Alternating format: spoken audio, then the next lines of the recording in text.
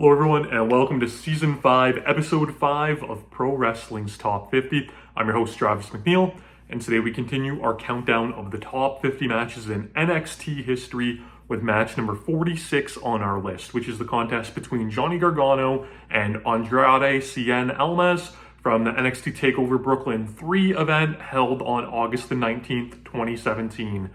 This match would be the first in what would eventually become a series between these two that would show, the absolutely incredible chemistry that they would have with each other, leading to one of the most memorable matches in NXT history.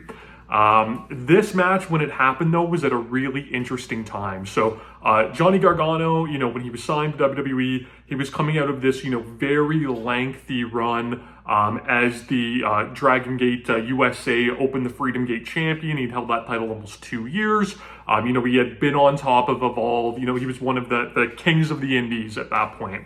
And when WWE brought him in, they paired him with Tommaso Ciampa as a tag team that would eventually become DIY. And I remember, although DIY was incredibly, popular, incredibly successful, a great tag team and did a really good job with both of those guys. I remember at the time kind of being like, Johnny's kind of a singles guy. Like, I feel like they're not using him to, the most potential that they could. The flip side of that coin was Andrade Almas. So La Sombra was brought into the WWE. So this is a guy that, was an incredible, babyface masked luchador in Mexico, ended up losing the mask, and then just became this, handsome, just arrogant, oozing, dripping charisma and machismo, to borrow a Razor Ramon phrase, heel, both in Mexico as well, as in Japan. Los Ingobernables, with him and Rush and Naito and all of those guys. So he was brought into WWE, and for whatever reason, they decided to give him basically like a gimmick like the Fantastics tag team. They put him in, suspenders and a top hat and gave him this kind of like Chippendales sort of character. And it wasn't working. Not through lack of his talent. He's an incredibly talented athletic performer, but it wasn't clicking with anybody, and it seemed like he was going to flop. And then in one of the best career revitalizations that I've ever seen, they paired him with Zelina Vega, who had come in, previously Rosita in TNA, was brought in, and they struck fire together.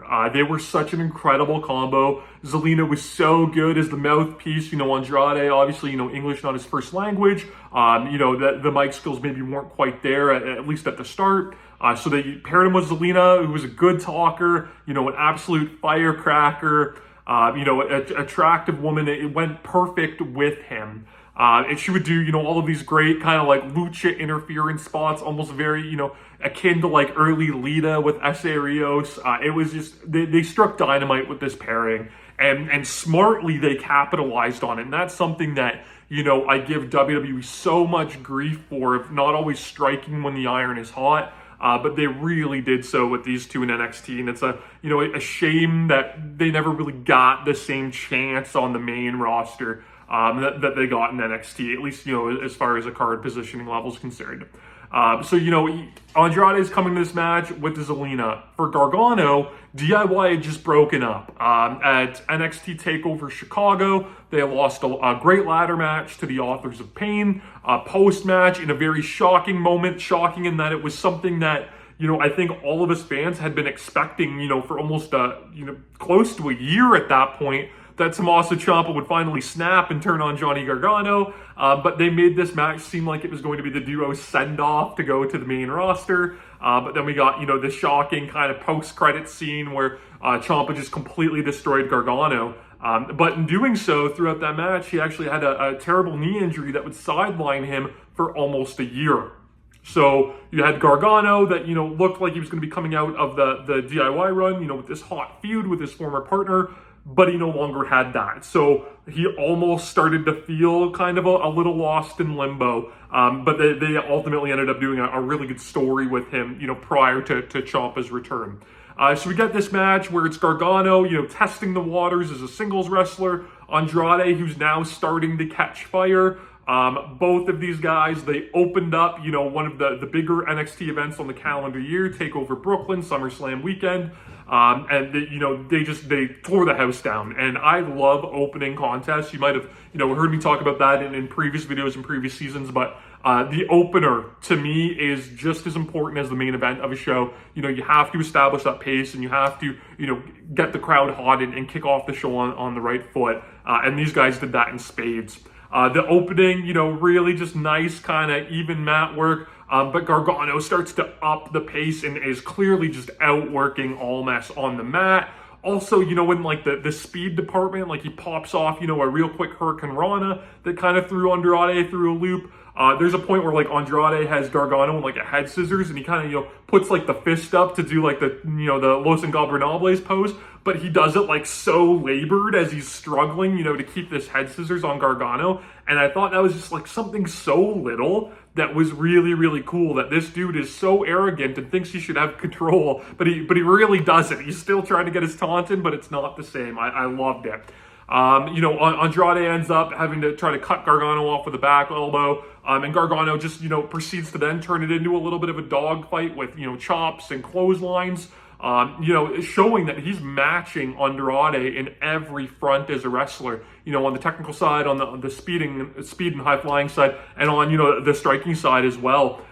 So it's finally, Andrade gets kind of a counter where he hits, like a reverse DDT, like into like a backbreaker, and then kind of like a downward lariat over the chest. I don't know what you'd want to call it. It's kind of like a variation of the double shot that Rick Michaels used to do. If you're an old Southern indie fan from the early, late 90s, early 2000s. The Miz, I think he calls it like the Wizard of Oz or something goofy. So he does that move, but like hanging in the ropes, and it allows him to take control. But again, another little thing that I love is before Andrade goes on his control sequence, after he kind of hits this move to bring himself back and things, he just hits like a nasty, disrespectful overhand chop to Gargano. And I loved it. And again, just like the Tranquilo kind of pose, establishes that this guy is a jerk. And it really helps, when this guy, even though he's cool and he does cool moves and everything like that, he's such a jerk, and it just makes Gargano as that, likable, scrappy babyface pop that much more. Andrade gets, the kind of like the Tranquilo pose in the ropes where he gets whipped in and kind of holds himself, parallel to the ropes in there. And he turns that into like a hanging armbar, like Minoru Suzuki style over the ropes. We just get like good back and forth stuff. It leads us to a double clothesline. And then we really kick this match into high gear, and they do so many just great sequences and great moves, and everything looks wonderful. Gargano gets his big offensive run where he hits, his schoolboy into his, kick that he does on the mat. He gets the slingshot spear. They go back to the kind of like Tranquilo rope thing. But, while Andrade is kind of hanging in the ropes, Gargano super kicks him instead this time. He hits, the slingshot DDT, the one final beat that it would later be called, for a super hot near fall. And these guys were just firing on all cylinders.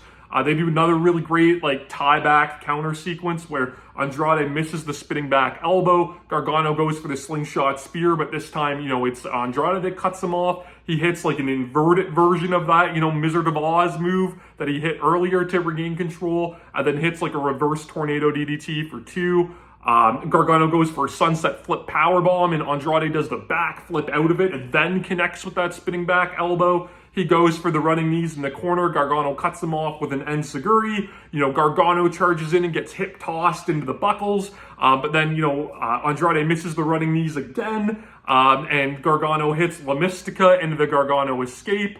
Andrade like deadlifts him out of that into a buckle bomb, and then connects with the double knees for 2. Like, it's all just a mile a minute, Dragon Gate style, high impact, light heavyweight wrestling, and it's so good. The crowd's losing their minds for it at the Barclays Center.